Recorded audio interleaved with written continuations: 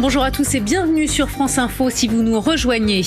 Un match qui s'est finalement déroulé dans le calme, aucun incident à déplorer. Hier, la finale de Coupe de France était placée sous haute sécurité. Les syndicats voulaient profiter de l'événement pour contester la réforme des retraites, mais visiblement, le mot d'ordre n'a pas été suivi. Et demain, 1er mai, quelle sera l'ampleur de la mobilisation ? Les syndicats appellent à une journée historique. Ce sera la première grande journée d'action depuis la promulgation de la réforme des retraites. Un important dispositif policier déployé, nous en parlerons avec notre invité Denis Jacob, secrétaire général alternatif police CFDT. Les syndicats voulaient donc profiter de cette finale de Coupe de France comme tribune contre la réforme des retraites. Face au risque de contestation, le président de la République, lui, s'est fait discret. Il n'est pas allé sur le terrain comme à son habitude. Mais finalement, le match s'est déroulé dans le calme. Le sport a donc repris ses droits. On voit cela avec Guy Métallard.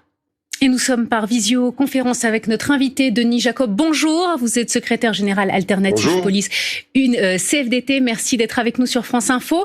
Quel bilan tirez-vous de la soirée d'hier ? Au final, tout s'est bien passé alors qu'un très important dispositif policier était déployé.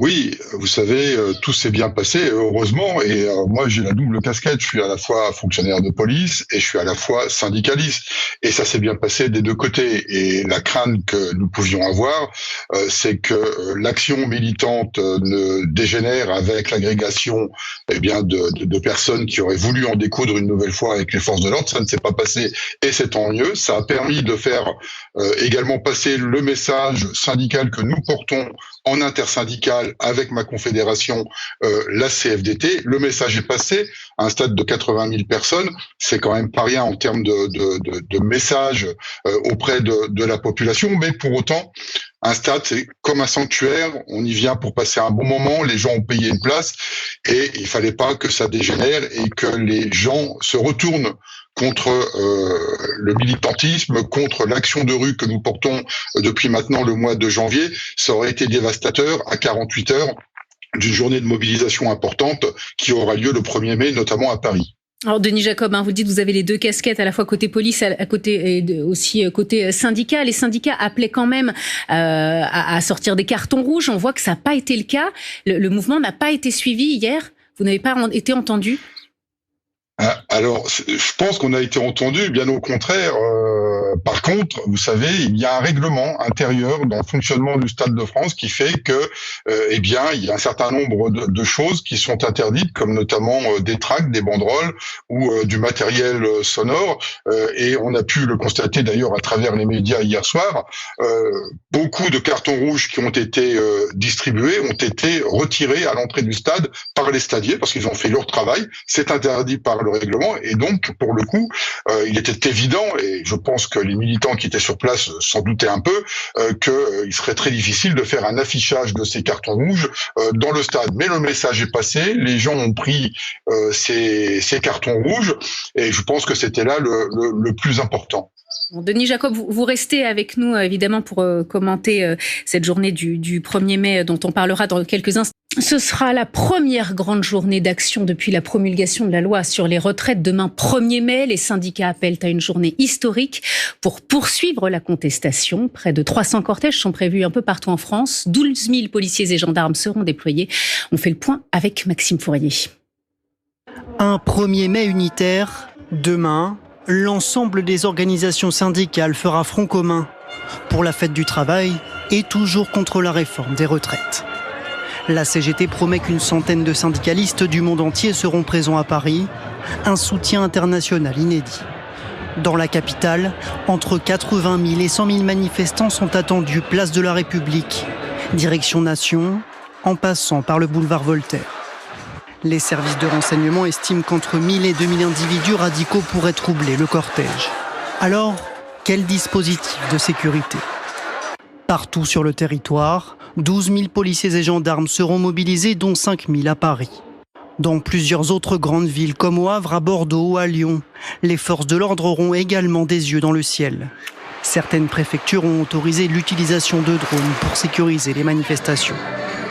Partout en France, 300 rassemblements ont été annoncés demain. Les autorités attendent entre 500 000 et 650 000 manifestants. Denis Jacob, vous êtes toujours avec nous. Je rappelle que vous êtes secrétaire général alternatif police CFDT. Comment vous vous préparez pour la journée de demain? Comment vous voyez cette journée? Est-ce que ça va être une journée à haut risque pour vous, pour la police? Alors vous savez, là aussi, c'est une journée à haut risque à la fois pour la police, mais aussi pour les syndicats. Depuis le mois de janvier, les manifestations sont organisées de concert entre les syndicats et la police nationale, et notamment la préfecture de police de Paris, pour que ça se passe dans de bonnes conditions. Et jusqu'à présent, ça s'est très bien passé. Mais effectivement, nous avons des renseignements qui laissent à penser que 1000 à 2000 perturbateurs seront présents pour s'en prendre aux forces de l'ordre, d'où le dispositif particulièrement conséquent qui a été décidé par le ministre de l'Intérieur en lien avec le préfet de police Laurent Nunez, avec de nouveaux moyens à notre disposition. Et ça, je m'en félicite parce que c'était une revendication depuis plusieurs années d'Alternative Police CFDT que de pouvoir utiliser des drones sur le maintien de l'ordre. Et puis hier, le ministre l'a également annoncé pour lutter contre les rodéos urbains. Et le but étant de pouvoir identifier le plus tôt possible les éléments perturbateurs pour pouvoir les exfiltrer de la manifestation, puisque, je le répète, j'ai déjà eu l'occasion de le dire, mais à chaque manifestation, quand on a des éléments perturbateurs, des black blocs, des casseurs, ce ne sont pas des manifestants, ça n'a rien à voir avec le cortège. En général, ils se mettent devant la tête de cortège, entre les manifestants et les policiers pour s'en prendre aux forces de l'ordre.